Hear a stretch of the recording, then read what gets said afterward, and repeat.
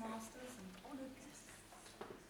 Talking Testicles is the title of my speech, and yes, I will be talking testicles, or, because I'm going to use some visual aids, the plum. Now, sorry, I had to cobble this speech together yesterday, so...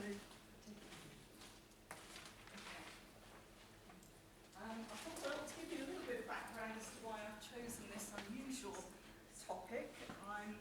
For those of you who may know, I am a solicitor and I practice medical negligence, is my area of specialty. And in fact, I practice just round the corner at Dutton Gregory, which is opposite St Michael's Church, so stone's throw from here. And medical negligence is where something goes wrong medically with the body and it's caused, or that mistake is caused by a doctor, a nurse, a medical person. And I thought to illustrate a part of this kind of work, I would choose a part of the body, a very small, but no doubt half of you at least here will think an important part of the body. And I was also going to choose a particular operation, a very common one, the vasectomy. And thousands of these operations are done all around the country, every day, and they're all absolutely fine. But very occasionally things can go wrong. And this is just a bit of a rundown on what can go wrong and what those outcomes are very pained looking expressions. All the ladies are sitting here, oh yes, and then grimacing.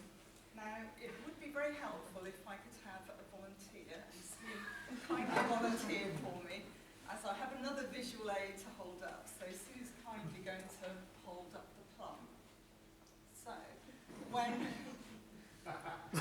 you have a vasectomy operation and you don't get quite the outcome you were expecting, this is where I come in, and this is an actual conversation I've had with a lady, and it's funny enough always the ladies that contact me, because men don't like to discuss things below the waist, so they ask their wives to discuss it for them.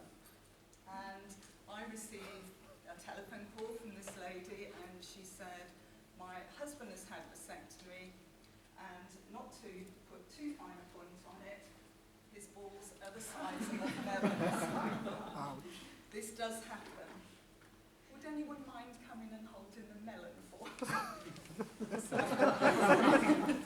Ready volunteer, thank you very much. So, when the plum becomes the size of the melon, what do you think that might be worth? Because part of my job is to obtain compensation for people. So what do you think one plum is worth when it gets to this size?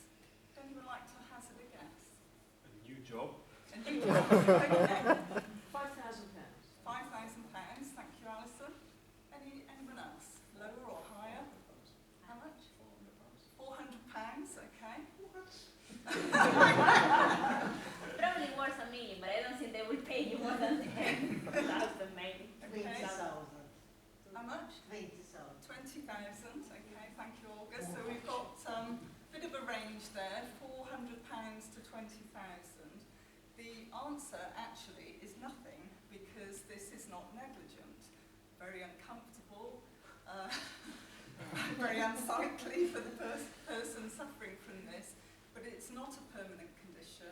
It's just one of those things that can happen with this kind of operation. Any operation carries risks, and this one you may have had an infection or just swelling, obviously, bruising, etc. But this does go back down, and it will go back down to plum size and regain the look and the function of a plum.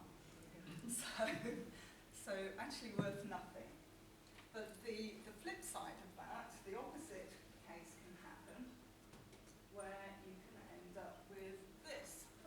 And for those of you who might not be able to see that, it's a raisin, and this might make the men squirm a bit more. So, when this happens, this is almost certainly negligent, because in all likelihood the blood supply has been mistaken.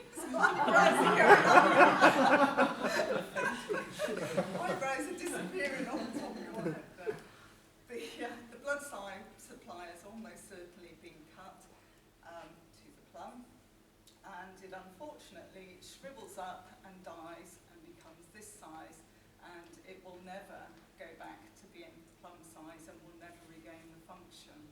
So that one is negligent, and in terms of value, Olga was probably the closest actually. The loss of a plum is about 15,000.